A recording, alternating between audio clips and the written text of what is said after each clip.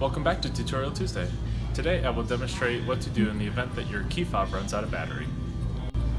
The first step in the process would be to locate the button on the key fob, either on the back or the side, to remove the key. The next step in the process is to locate the manual lock. It's located on different locations depending on the model. I'll show you where. For example, on the 3 and the 4 series, the manual lock is very easy to find. If you cannot see the manual lock, there's probably a cover. On this X3, you'll pull the handle, reach underneath, and there's a button to pop off the cover. If you do not see the oval-shaped cover, you will need to insert your key underneath like this.